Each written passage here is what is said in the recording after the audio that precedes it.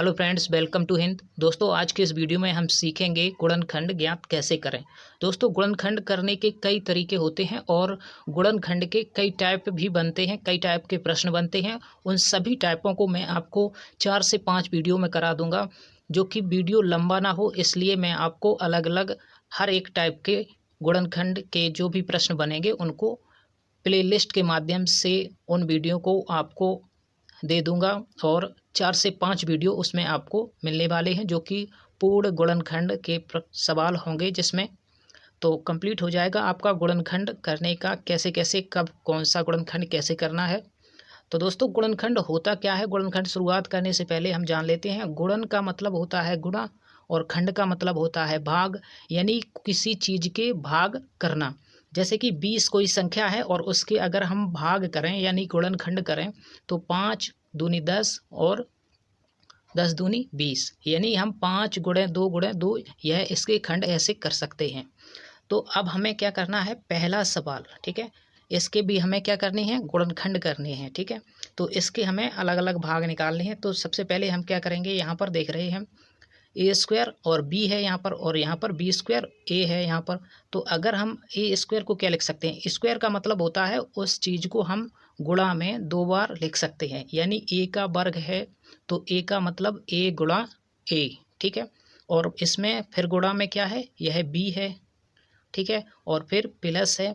इसके बाद क्या है, बी इक्वल बी का भी वर्ग है तो बी को भी हम गुणा में लिख सकते हैं, बी गुणा बी, और यहाँ पर ए। इससे पहले ध्यान से समझ लीजिएगा, फिर हम तेज़ी से करेंगे, ठीक है। तो यहाँ पर ए है, यहाँ पर ए है, यहाँ पर 2 ए हैं और यहाँ पर 2 बी हैं।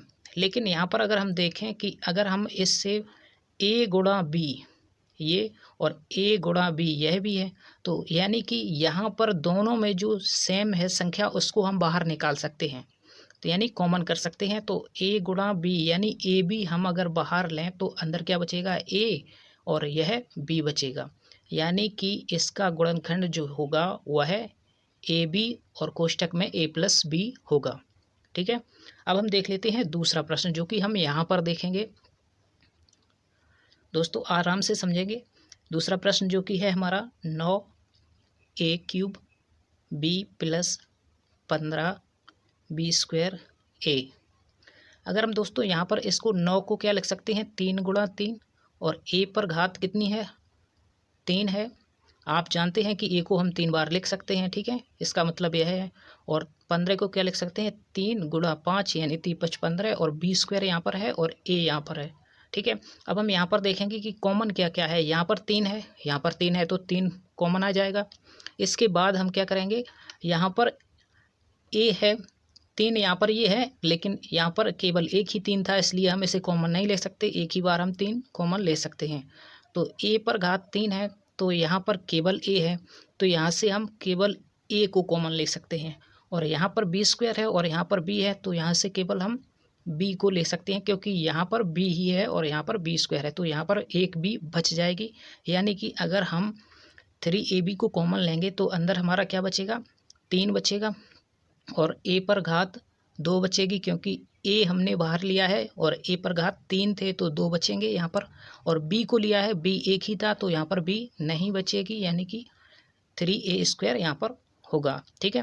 अब यहाँ पर क्या क्या बचेगा, 5, और बी की जगह बी बचेगी 1, क्योंकि 2 थी और 1 यहाँ ले लिया है, तो ए केवल 1 था, ए यहाँ पर आ गया है, तो केवल क्या बचेगा, 5 बी बचेगा।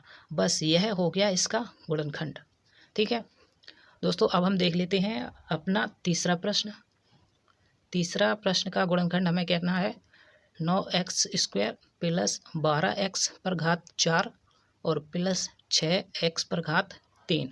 तो इसमें क्या करेंगे, सबसे पहले देखिएगा, 3 तिरका 9 होता है, तीन चौको 12 है, 3 दूनी 6, यानी कि हम 3 इसमें से कॉमन ले सकते हैं। तो हम डायरेक्ट कर रहे हैं, 3 इसमें से कॉमन आ गया, ठीक है। और क्या कॉमन ले सकते हैं इसमें से हम, एक्स स्क्वायर यहाँ पर है, यहाँ पर एक्स पर घात 4 है और यहाँ पर एक्स पर घात 3 है, तो मैक्सिमम क्या ले सकते हैं हम इसमें कॉमन, एक्स स्क्वायर ले सकते हैं। तो यहाँ पर हम लिख लेते हैं इनको, एक्स स्क्वायर कॉमन ले सकते हैं, आगे पीछे कहीं भी लिख सकते हैं, ठीक है।